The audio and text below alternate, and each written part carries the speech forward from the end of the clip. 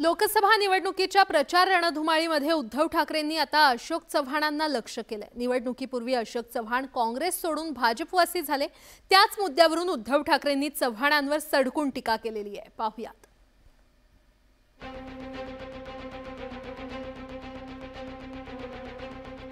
लोकसभा निवडणुकीच्या प्रचारात दोन माजी मुख्यमंत्र्यांमध्ये राजकीय वाद पेटण्याची शक्यता आहे।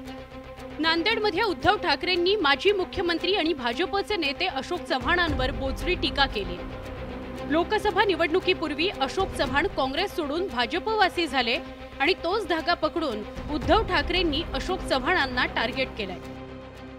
अशोकराव तिकडे गेल्यामुळे काँग्रेसला आता नवं चैतन्य प्राप्त झाले। त्याच्यामुळे वसंतरावांचा विजय हा निश्चित झालेला आहे। कारण शेवटी असं आहे की हे मोठी झालेली किंवा मोठी केलेली लोक गद्दार झाली तरी जनता गद्दार होत नाही। जनता कधीच गद्दार होत नाही। भाजपमध्ये गेल्यामुळे अशोक चव्हाण महाविकास आघाडीच्या टार्गेटवर आले। पुन्हा एकदा आदर्श घोटाळ्याचा मुद्दा लोकसभा निवडणूक प्रचारात अवतरलाय। राज्यात आदर्श घोटाळ्यामुळे अशोक चव्हाणांना मुख्यमंत्री पदावर पाणी सोडावं लागलं होतं। पण अशोक चव्हाण काँग्रेस सोडून भाजपत गेले असले तरी आदर्श घोटाळा त्यांची पाठ सोडायचं काही नाव घेत नाही। आजवर भाजप नेत्यांनी अशोक चव्हाणांवर आदर्श घोटाळ्यावरून बरेच आरोप केले होते। विशेष म्हणजे संसदेच्या अधिवेशनात सत्ताधारी भाजपनं जारी केलेल्या श्वेतपत्रिकेत आदर्श घोटाळ्याचा उल्लेख करण्यात आला होता।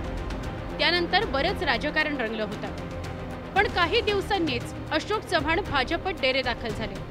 त्यामुळे आता महाविकास आघाडीच्या नेत्यांनी अशोक चव्हाणांवर टीकेची राळ उठवली आहे। आणि याचा अर्थ आता असा आहे की तुम्ही जर का तेव्हा म्हणाला होतात की शहीदांच्या परिवाराला फसवलं तर त्या फसवणुकीमध्ये भाजप आता सामील झालाय, असंच माझं ठाम आणि स्पष्ट मत आहे। मी मगाच सांगितलं या विषयाशी भाजपचा किंवा भाजपच्या सरकारचा कुठलाही संबंध नाही।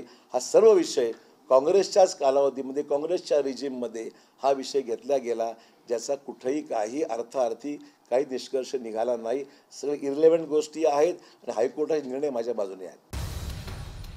लोकसभा निवडणूक प्रचारात राजकीय टीकेला चांगलीच धार आली आहे।